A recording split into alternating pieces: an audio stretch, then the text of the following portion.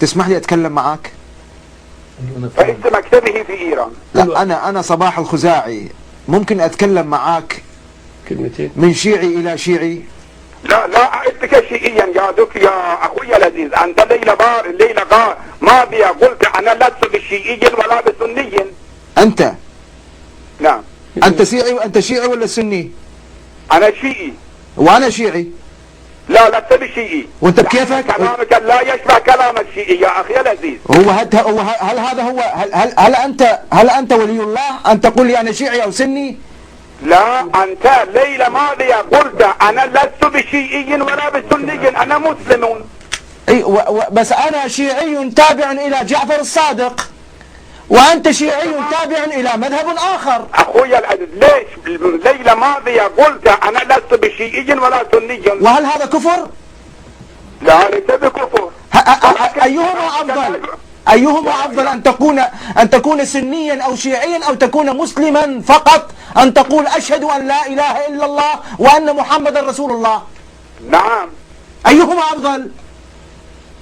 كل من شهد بالشهادتين فهو مسلم، ولكن قولك بأني شيعي، لا، أنا بنفسي يعني يمكن أخطأ بنفسي، لا أعدك شيئيا، لأن كلامك في هذه الحلقات الثلاثة لا يمثل كلام الشيعي. أخي العزيز، أنا أكرمك وأحترمك، بارك الله فيك، كلامك جيد، ولكن لا من دار الرجل الشيعي. نعم، من فضلك، أيهما أفضل لك، أن يكون الرجل مسلما فقط أو أن يكون شيعيا أو سنيا؟ بس هذا مش موضوع، هذا موضوعنا التهم. بس من فضلك قل لي هذه، يعني تسمح لي، انت ما راح تقدر تجاوب طبعا، ما تجاوبني، لان لو ابقى معاك منا بعد سنتين اتناقش معاك لا يمكن ان تعطي رايا كاملا. يعني هسه انت اعترفت، قلت انه هذا خطا في مركز الابحاث العقائديه، يعني هذه الاخطاء ذبحتونا بها، دمرتوا المذهب الشيعي، كل ما نطلع نخرج لكم بخطا تقول هذا خطا، وعندما أقول لك لماذا تقول هكذا هذا مستحب، لماذا لا تسحب المستحب، لا هذا واجب.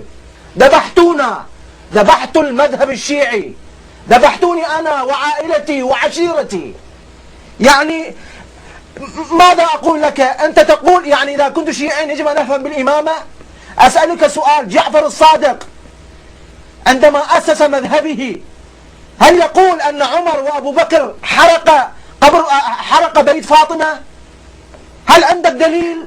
هل عندك دليل أن عمر كسر ضلع فاطمة من جعفر الصادق عندما أسس مذهبه؟